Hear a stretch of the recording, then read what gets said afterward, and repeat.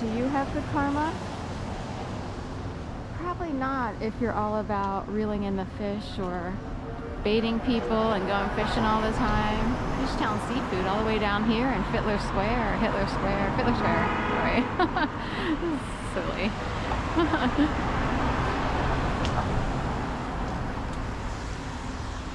So anyway, I was thinking this morning about this person who I emailed after 2011 in search of like answers, like did she know what was going on, because I had met a bunch of people in the couple years leading up to 2011, went to holiday Christmas parties, stuff like that, participated in all kinds of volunteerism and running and dragon boat racing. Later I would take on yoga, but that's after 2011. So anyway, this one person I met and her husband, I don't know if they had real kids or fake ones, because they will actually roll around a stroller here and pretend they have kids. That's how bad it is in Philly. But I emailed her. I wasn't that firm. I've worked for a lot of bosses who've been very firm and abusive. Some people would see it as abusive.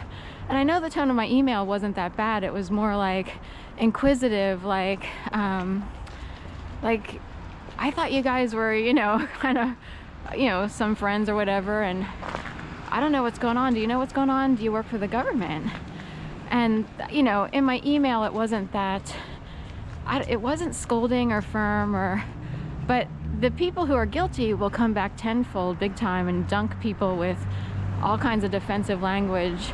And she's like, if you think and it was really ridiculous, like a 7th grade drama. And that's basically Gang Stalkers are 7th grade drama people. Even if they're 20 or 30 years old, and this person was probably close to 30 or young 30s when I met her and her husband down on Catherine Street. And I met her and her husband through a couple that I met in the dog park who I befriended. I wound up sort of taking care of their dog when they went away and stuff like that, the friends. But anyway, when I emailed this one person who was an acquaintance friend, and in fact, she showed up at a class that I was taking. I was taking American Sign Language, just a brief, like an adult kind of class for, lifelong learning. And I knew someone who was an interpreter for, it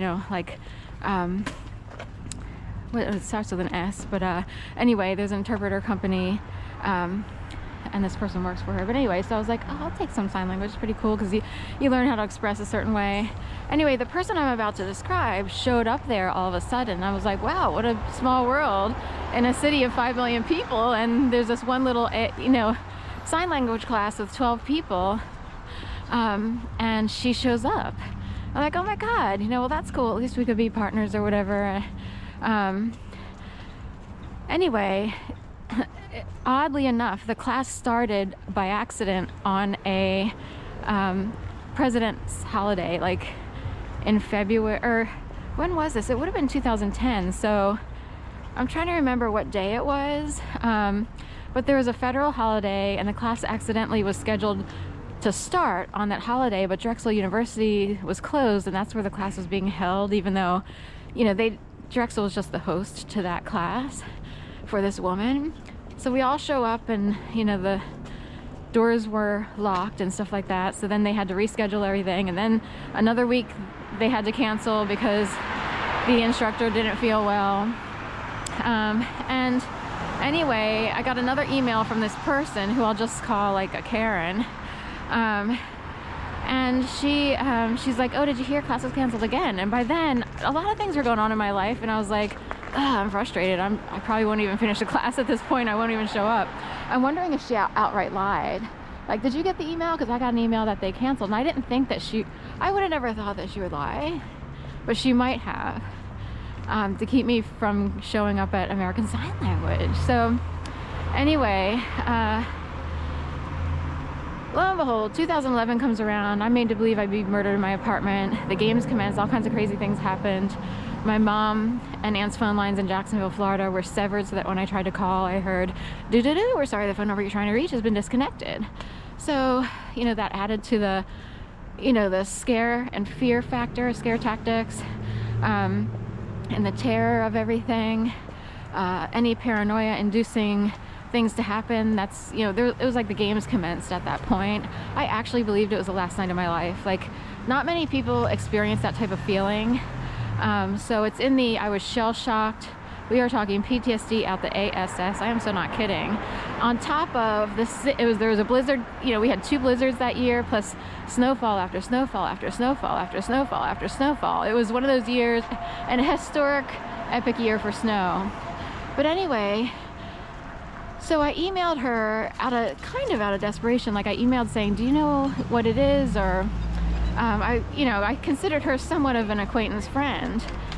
So she wants me to say right hand phone, left hand ear. So, on that person who passed by. So anyway,